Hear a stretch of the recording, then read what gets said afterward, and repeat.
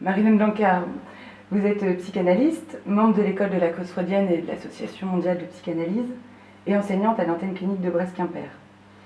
Nous avons adressé une question en lien avec notre thème de l'année, à l'antenne clinique, masculin, féminin, singulier. La question est la suivante. Pourriez-vous déplier en quelques mots la formule de Lacan « ne s'autorise que de lui-même » qu'il emploie à deux endroits. L'être sexué ne s'autorise que de lui-même, dans les séminaires du nom du Père, et le psychanalyste ne s'autorise que de lui-même, dans la proposition du 9 octobre 1967, dans Autres écrits. Oui. Alors bon, c'est une vaste question que je vais essayer peut-être d'attraper à partir de l'expérience analytique et de la fin de l'analyse, puisqu'au fond j'ai fait cette expérience, celle de la passe, et peut-être essayer de saisir comment dans les deux cas il s'agit de ce point où on touche à l'inconsistance de l'autre et où on peut donc se défaire, se départir de l'influence de l'autre, de ses signifiants, de ses déterminations, de ses idéaux qui font que on est pris évidemment et heureusement en même temps dans l'aliénation à l'autre, mais qu'à la fin de l'analyse on obtient ce point où ça peut se jouer entre aliénation et séparation, et où on touche donc une zone, une possibilité de réinventer quelque chose effectivement de soi-même. Et donc comment ça touche à la fois à l'être sexué au sens où il y a quelque chose qui se rejoue à la fin, c'est-à-dire que les déterminations du sexe et du genre qu'on a reçues de l'autre, finalement on en est libéré et on peut faire des choix qui soient davantage intimes ou bien du côté de la singularité, et également dans le fait de s'autoriser comme analyste, ça suppose effectivement de ne pas s'autoriser à partir de l'autre. C'est pas votre analyse qui vous dit mais allez-y, essayez.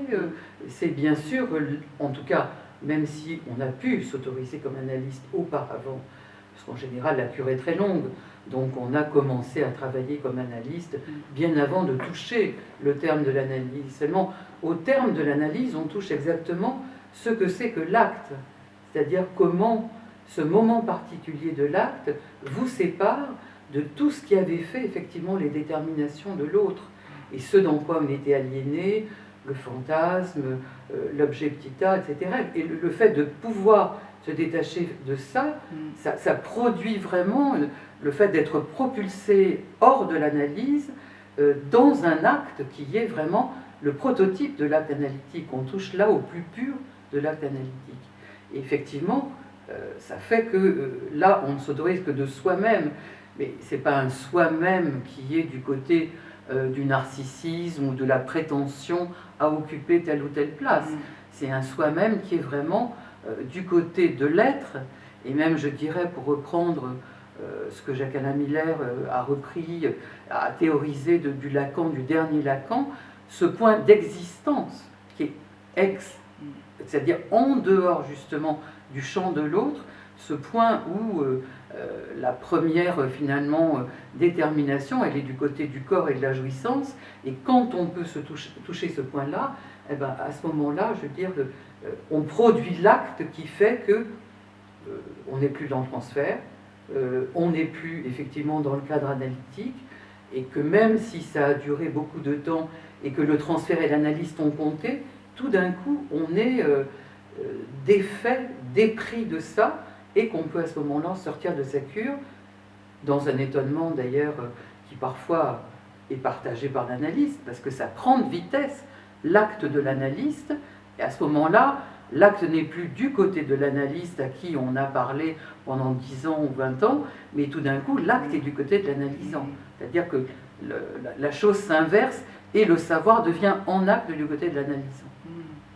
Et c'est le seul point de certitude, au fond, qu'on puisse avoir dans une vie ou dans sa propre cure.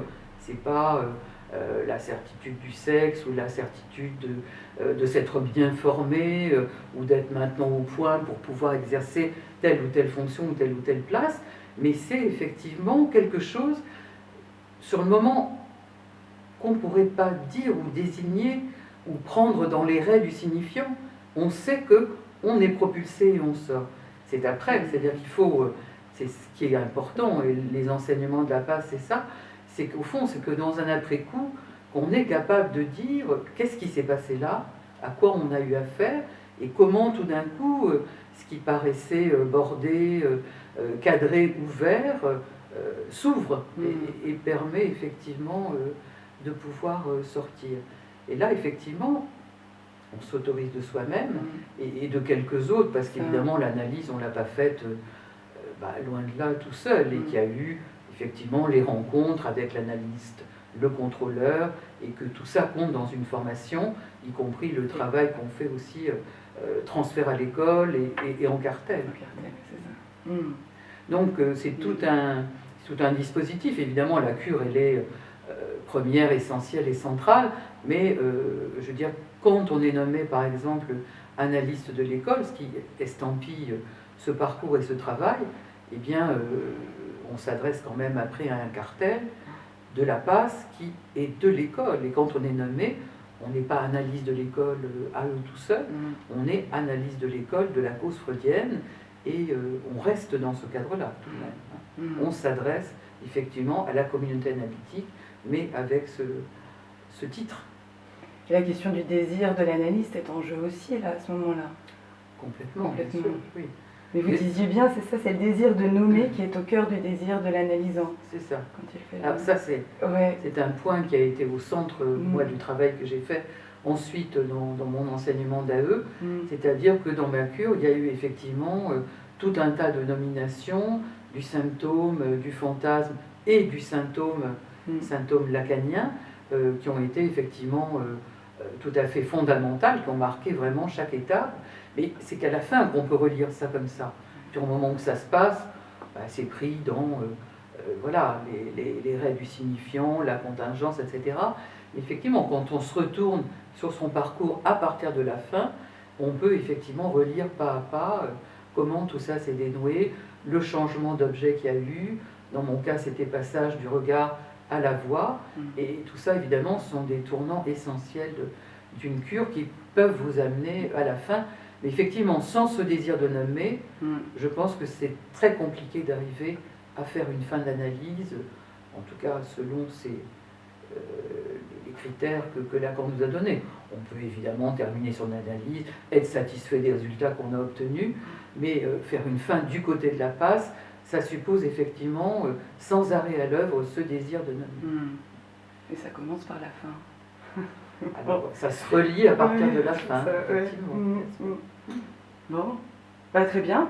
Je vous remercie, Marine Mancard.